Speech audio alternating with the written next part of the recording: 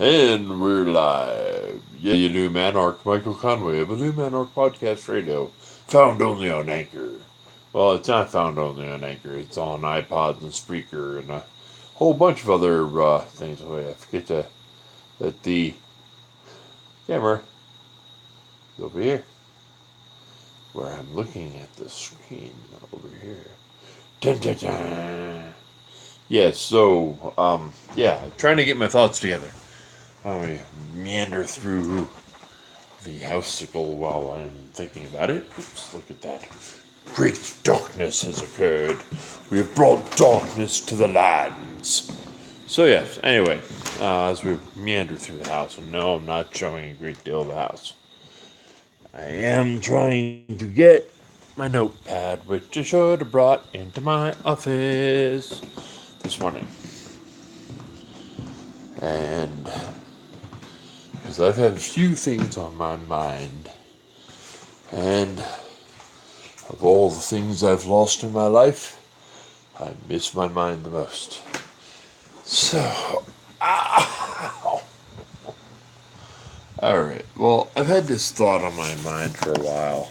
Excuse me for resetting the device. Yeah, people really can't take me seriously when I carry around a purple monster! So, but that's fine because I really don't mind if people don't take me seriously. I'm having a bright idea. So, what was the bright idea? Oh, yeah. Yeah, you know something? I'm not a prognosticator. I'm not a pundit. I am not a number of things. But I will say that there's this difficult line that was drawn recently. It started with, YouTube deciding to take action against a creator, singling them out, and maybe other creators got singled out in a similar way. But because the one creator happened to have such a large platform or large material base because of regular production, high quality production, regardless of how out there they are. I mean, like, I do believe there were crisis actors at Sandy Hook. That doesn't mean, and I believe Sandy Hook was it was a false flag attack. That does not mean people did not lose their lives. It's like I believe that the attack in Las Vegas was, I mean, the most monitored portion of North America. More cameras per square foot than any other place in North America. But yet, still, a terror attack had occurred. Under the watchful eyes of the FBI, as I understand it. But, well, I don't have all facts, so I can, so they are theories. But the fact is, Alex Jones, not top my hit parade. Fact is that I've seen more of his meme stuff than I have seen of him. I don't really watch InfoWars, but he has said some offensive things in the past. Now, that does not mean, in fact, all these terms of service that all these platforms use are bogus and they're bullshit. The reason they're bogus and they're bullshit is because if they want to control the platform, they become publishers. Publishers, whole different world, a whole different arena. Okay? Because if you're a platform, you're not responsible for what people say on your platform. Okay? So if you have a megaphone and you grant a megaphone to everybody, then everybody has the right to project their thoughts into the universe, like I am doing now, being live on YouTube. What am I doing? I keep looking. I can look at myself looking this way, even though the camera's over here, and I keep forgetting. I'm wanting to look to you because the point is, we're in a position where, like, YouTube and Spotify and Facebook and iTunes, they're all platforms. Now, if they want to take on the responsibility of a publisher, then they have the right to say what goes on the platform, what gets said. Now, they can marginalize what's being said because of their own bugaboos. But in the reality, they can't say squat about what's being said on their platform if they want the protection of being a platform. Now, why is this important? Because if they're a publisher, they're open to the same problems with libel, and slander that the New York Times is, or Publishers Clearinghouse. Well, maybe not Publishers Clearinghouse, but they're a clearinghouse. But the other producers of print media, primarily. Okay, but like the New York Times or the New York Post or Newsday or Bantam Books, any of them have a libel and slander, which is why all books that are non-fiction or otherwise categorized in a non-fiction way have fact checkers that go through them and double check all the facts, because we don't want to say that so and so did something to someone else in the dark with the wrench in the library. Okay? Or use the candlestick in the dining hall. Okay? Whatever. It's we want some they don't want the liability of being publishers, but they want the control of being publishers. Therein lies the difficulty. Therein lies the big problem. Therein lies the strength of the difference. If they're a platform,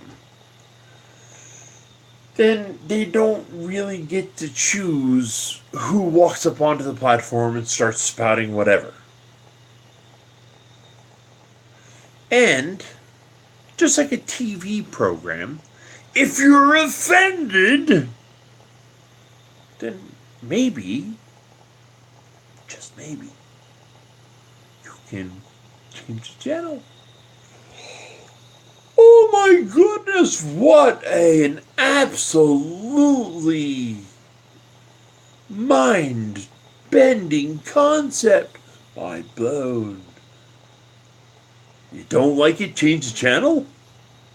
How long has that been a process? Longer than most of you have been alive. Longer than most of you have been alive. Why? Because back in the old days, before you had an idiot box remote, okay, you know who the remote control was? The youngest kid in the room. Change the channel. There were three choices. ABC, CBS, NBC. That's it. I remember watching The Twilight Zone. Primetime television. Black and white. Yes, I remember when all TV shows were in black and white. Not because it was cool or retro or setting up a shot for like on NCIS, you know. No, it was everything was in black and white, and then there was Technicolor, and I remember when movies were coming out in Technicolor, and everything was so beautiful. But even then, changed the channel, and then cable came, and there were 600 channels, not 3, 600. Of which you usually had 60 to 80. And that's fine, you know. But still, if you didn't like the program, change the channel. Just like the people who will watch this or won't watch this. Why? Because they can change the channel. Oh no! So here's the thing. The quartering, he tried to tear down Philip DeFranco for his garbage take on the Alex Jones thing. Philip DeFranco, you know, for as much as he doesn't like the crazy things like turning frogs gay and etc., etc., etc., all the crazy crap that Alex Jones does spout. And sometimes I think he says shit, you know, off the cuff because he's so caught up in his frenetic statements that he's gotta scream. But that's not the point. Never was. The point is, he was provided a platform from which he had millions of followers. Millions of people who watched his crap every day. And if advertisers didn't want their stuff on his program, they got to change it. But here's the funny thing, is like this whole apocalypse thing. I know we're meandering with my rantishness. The whole apocalypse thing. All because they found an ad for, you know, Toyota trucks on some Al-Qaeda video, okay? But here's the problem. The ads online are served to the customer, not the program. It's not like they're, you know, today has been brought to you by, you know, and then whatever the soap opera was back then, when it was brought to you by, you know, Coast or whatever, okay? That's the eye opener. You know, all these things, there were shows supported directly, okay?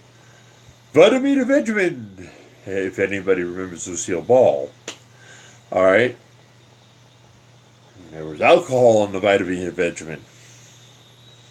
His wine was so easy to drink. But, and that was part of the humor. But at the same time, okay, today, ads aren't attached to a program. Ads are attached to a customer. Search cars. Guess what? You'll get car ads. Search Dove soap. You're going to find a Dove soap ad. You search for giraffes. You may get a fucking ad for the excuse my French, a bloody ad for Denver Zoo. The ads that are on the sidelines and whatnot, even put, unless they are in the role of the actual, or like the particular person is speaking those words, then they are directly sponsoring a program. Here's an excellent example, again from the more conservative spectrum. Okay,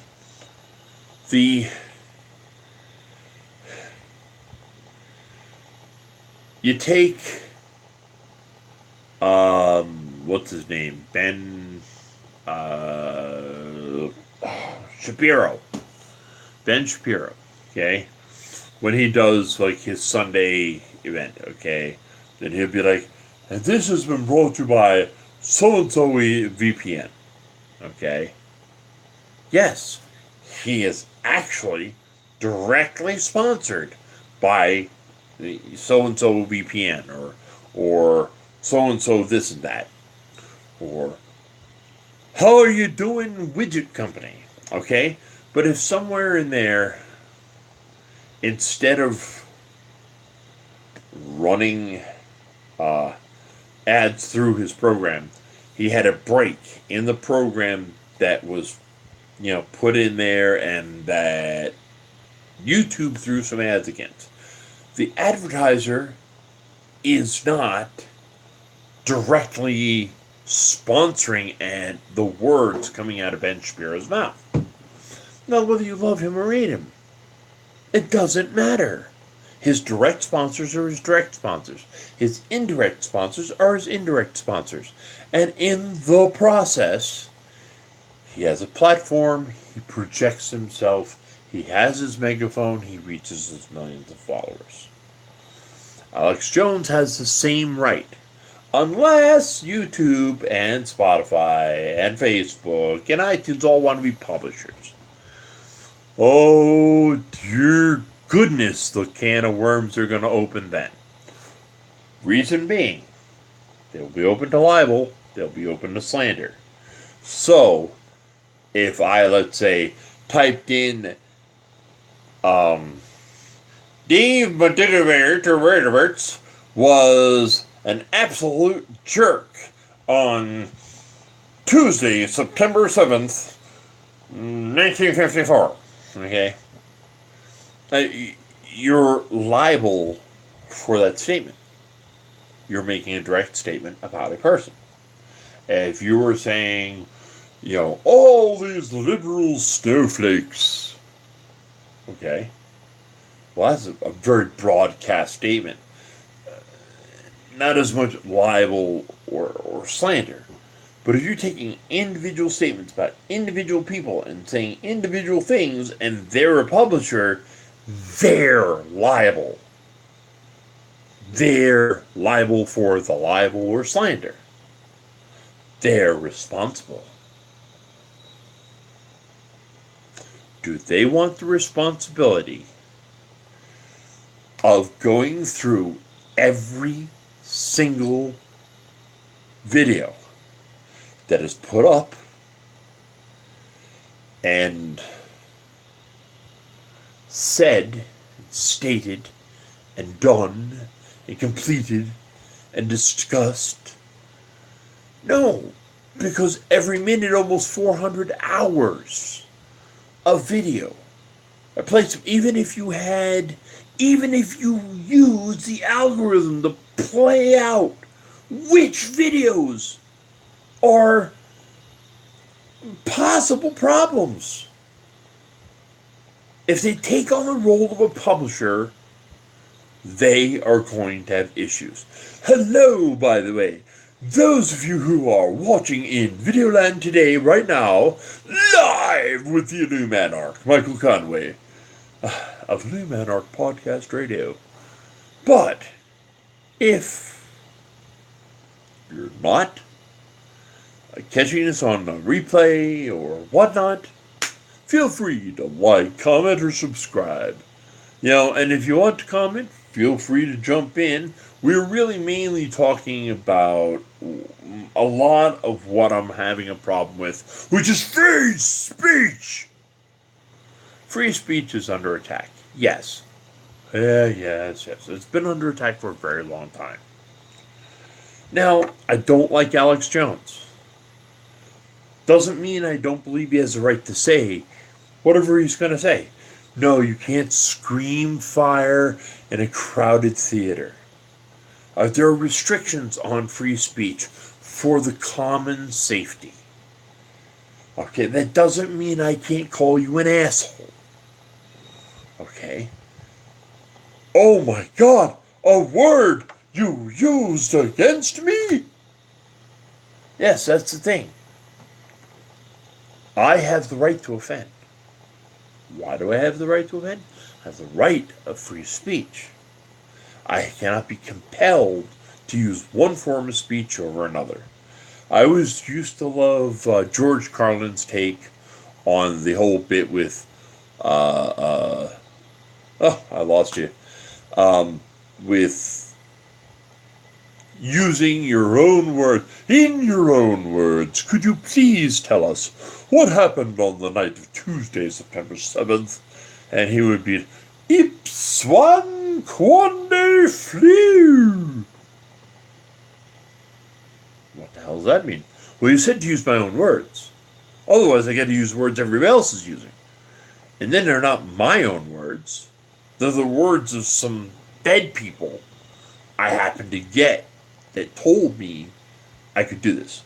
So free speech. Free speech. I don't like Alex Jones. I do support his right to say whatever it is he wants to say. You know, if he wants to say frogs are gay because of chemicals in the fucking water, then that's, let him say it. Because bad ideas can only be seen as bad ideas when they're dragged out into the light. It's not when they're hiding in the fucking dark. Isn't that amazing? Deplatforming a person, removing their ability to speak, does not silence someone. It makes their words more important. You know, they did this to Alex Jones recently. Milo Yiannopoulos before that. Count Dankula over a stupid joke. And you know something? I don't like the joke that freaking Count Dankula played. That doesn't mean it's a fucking criminal offense.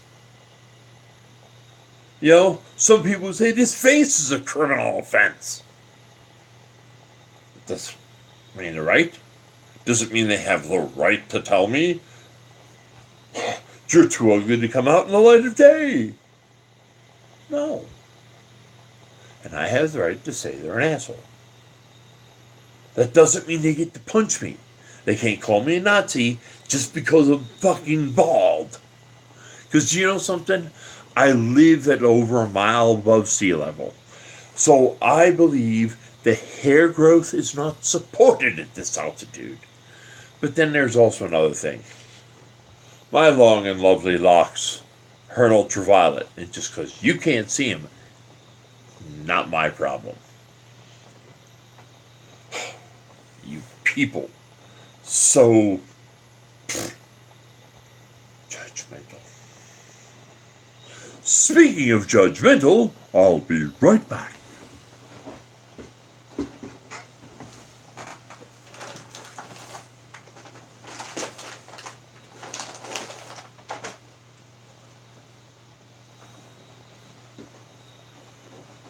I don't mean to judge, but I do have the hair for it.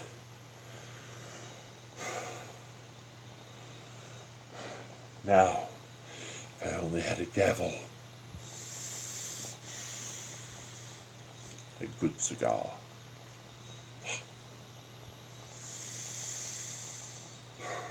So, with that being said, I am out of here and out of my mind. Peace out to today.